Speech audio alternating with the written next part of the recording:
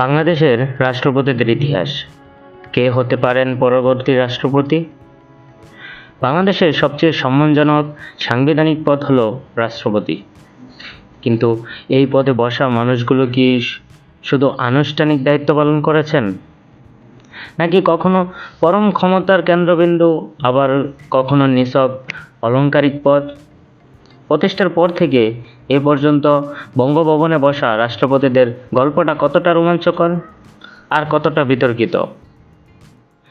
নাকি তাদের কেউ কেউ বদলে দিয়েছেন দেশের ইতিহাস? কেউ এসেছেন মুক্তিযুদ্ধের নেতৃত্ব থেকে, কেউ সামরিক অভ্যুত্থানের মাধ্যমে, কেউ গণ আন্দোলনের পর। আবার এই 50 বছরে কেউ ছিলেন দীর্ঘ সময়ের জন্য জাতির অভিভাবকের প্রতীক হিসাবে। কারো সিদ্ধান্ত আজও প্রশংসিত, আবার কারো নাম উচ্চারিত হয় বিতর্কের সঙ্গে। আজকের ভিডিওতে আমরা জানব বাংলাদেশের রাষ্ট্রপতির ইতিহাস, তাদের আলোচিত ও সমালোচিত সিদ্ধান্ত, এবং সর্বশেষ সংবিধান অনুযায়ী কে হতে পারেন পরবর্তী রাষ্ট্রপতি। বাংলাদেশের রাষ্ট্রপতি আসলে কতটা ক্ষমতাবান, নাকি শুধু প্রতীকী? আমরা অনেকেই মনে করি রাষ্ট্রপতি দেশের সর্বোচ্চ ক্ষমতাবান ব্যক্তি, কিন্তু বাংলাদেশের সংবিধান ভিন্ন একটি বাস্তবতার কথা বলে। বাংলাদেশের সংবিধান অনুযায়ী রাষ্ট্রের সর্বোচ্চ পদটি হল রাষ্ট্রপতি। সংবিধানের অনুচ্ছেদ 48 অনুযায়ী তিনি রাষ্ট্রপ্রধান এবং অন্য সকল ব্যক্তির ঊর্ধ্বে তার অবস্থান। বাংলাদেশ একটি সংসদীয় গণতন্ত্র। এখানে সরকারের দৈনিক নির্বাহী ক্ষমতা পরিচালনা করেন প্রধানমন্ত্রী এবং মন্ত্রিসভা। রাষ্ট্রপতি হলেন রাষ্ট্রের সাংবিধানিক প্রধান। তিনি আইন অনুমোদন করেন, প্রধানমন্ত্রী নিয়োগ করেন, বিচারপতি ও অন্যান্য সাংবিধানিক পদে নিয়োগের আনুষ্ঠানিকতা সম্পন্ন করেন এবং সংবিধানে নির্ধারিত কিছু বিশেষ ক্ষমতা প্রয়োগ করেন। তবে অধিকাংশ ক্ষেত্রেই তিনি প্রধানমন্ত্রীর পরামর্শ অনুযায়ী কাজ করেন। রাষ্ট্রপতি শাসনের সূচনা। শেখ মুজিবুর রহমান ছিলেন প্রথম রাষ্ট্রপতি। 1971 সালে মেহেরপুরের আমবাগান থেকে শুরু হওয়া অস্থায়ী সরকারের মাধ্যমে বাংলাদেশের রাষ্ট্রপতির পদের যাত্রা শুরু হয়। শেখ মুজিবুর রহমান ছিলেন প্রথম রাষ্ট্রপতি, তবে তখন সরকার ব্যবস্থা ছিল মূলত সংসদীয়। কিন্তু 1975 সালে চতুর্থ সংশোধনীর মাধ্যমে দেশের শাসন ব্যবস্থা রাতারাতি বদলে যায়। সংসদীয় ব্যবস্থা থেকে দেশ প্রবেশ করে রাষ্ট্রপতি শাসিত সরকার ব্যবস্থায় এবং গঠিত হয় বাকশাল। তার শাসনামলে কিছু সিদ্ধান্ত আজও বিতর্কের কেন্দ্রবিন্দু। পরবর্তীতে 1975 সালে 15ই আগস্টে নির্মম ট্র্যাজেডির মাধ্যমে ক্ষমতার কেন্দ্রবিন্দু হয়ে ওঠে বঙ্গভবন। 15ই আগস্টের ঘটনার পর রাষ্ট্রপতির দায়িত্ব গ্রহণ করেন খন্দকার মোস্তাক আহমদ। তার ক্ষমতায় আসা আজও বাংলাদেশের ইতিহাসের অন্যতম বিতর্কিত অধ্যায়। তার সময়ে জারি হয় ইন্ডেমনিটি অধ্যাদেশ, যা পরবর্তীতে ব্যাপক সমালোচনার মুখে পড়ে। তার শাসন দীর্ঘস্থায়ী হয়নি। মাত্র কয়েক মাসের মধ্যেই নতুন রাজনৈতিক পরিবর্তনের মাধ্যমে তার অধ্যায়ের সমাপ্তি ঘটে। বিচারপতি এএসএম সায়েম। রাজনৈতিক অস্থিরতার মধ্যেই রাষ্ট্রপতির দায়িত্ব নেন প্রধান বিচারপতি আবু সাদাত মুহাম্মদ সায়েম। তার উপর ছিল দেশের সাংবিধানিক ধারাবাহিকতা রক্ষার বড় দায়িত্ব। তবে সেই সময়ে সামরিক ও রাজনৈতিক বাস্তবতা ছিল অত্যন্ত জটিল। অসুস্থতার কারণ দেখিয়ে তিনি পদত্যাগ করেন, আর এরপরেই বাংলাদেশের ক্ষমতার কেন্দ্র হয়ে ওঠে একজন ব্যক্তি যার নাম আজও দেশের রাজনীতিতে গভীরভাবে আলোচিত, জিয়াউর রহমান।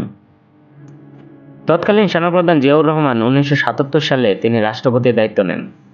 জিয়াউর রহমানের সময়ে বহুদলীয় রাজনৈতিক ফের শুরু হয় এবং আন্তর্জাতিক রাজনীতিতে বাংলাদেশ এক নতুন পরিচিতি পায়। তার শাসনামলে বাংলাদেশের অর্থনীতি পুনরুজ্জীবিত করার উদ্যোগ নেওয়া হয়। গ্রামীণ উন্নয়ন, কৃষি উৎপাদন বৃদ্ধি, সরকারি বিনিয়োগকে উৎসাহ প্রদান। পররাষ্ট্রনীতিতেও তিনি নতুন দিক উন্মোচনের চেষ্টা করেন এবং বিভিন্ন দেশের সঙ্গে কূটনৈতিক সম্পর্ক সম্প্রসারণে গুরুত্ব দেন। 1981 সালে 30 মে চট্টগ্রাম এক ব্যর্থ সামরিক অভ্যুত্থানের সময় জিয়াউর রহমান নিহত হয়। তার মৃত্যু বাংলাদেশের রাজনীতিতে আরেকটি বড় মোড় সৃষ্টি করে। বিচারপতি আব্দুস সাত্তার। জিয়াউর রহমানের মৃত্যুর পর ভারপ্রাপ্ত রাষ্ট্রপতির দায়িত্ব নেন বিচারপতি আব্দুস সাত্তার। পরবর্তীতে অনুষ্ঠিত রাষ্ট্রপতি নির্বাচনে তিনি বিজয়ী হন। তার সময়ে দেশের রাজনৈতিক বাস্তবতা ছিল অস্থির। সামরিক ও বেসামরিক ক্ষমতার ভারসাম্য তখনও ছিল অনিশ্চিত।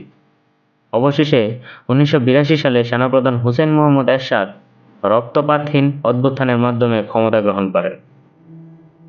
পরে তিনি রাষ্ট্রপতির দায়িত্বও পালন করেন। তার শাসনামল প্রায় 9 বছর স্থায়ী হয়েছিল। এ সময়ে উপজেলা ব্যবস্থা চালু করা হয়, স্থানীয় সরকারকে আরও সক্রিয় করার একটি বড় উদ্যোগ হিসেবে বিবেচিত হয়। তবে তার পুরো শাসনামলে ছিল বড় ধরনের রাজনৈতিক বিতর্ক, কারণ তিনি নির্বাচিত সরকারের পরবর্তীতে সামরিক হস্তক্ষেপের মাধ্যমে ক্ষমতায় এসেছিলেন।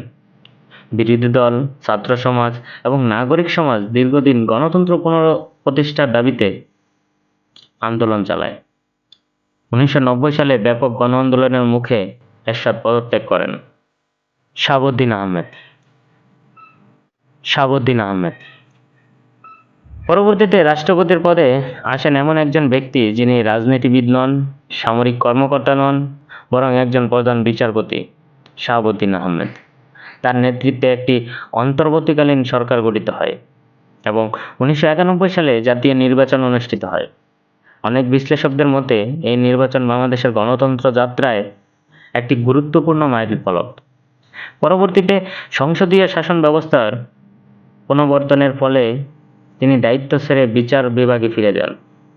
পরে 1996 সালে তিনি আবার রাষ্ট্রপতি নির্বাচন হন এবং 2001 সাল পর্যন্ত দায়িত্ব পালন করেন।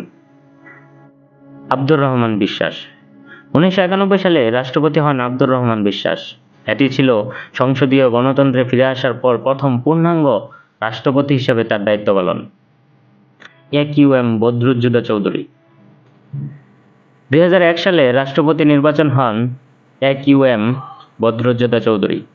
চিকিৎসক, লেখক এবং রাজনীতিবিদ হিসেবে তার পরিচিতি ছিল দীর্ঘদিনের। তবে রাষ্ট্রপতি হিসেবে তার মেয়াদ দীর্ঘ হয়নি। 2002 সালে তিনি পদত্যাগ করেন।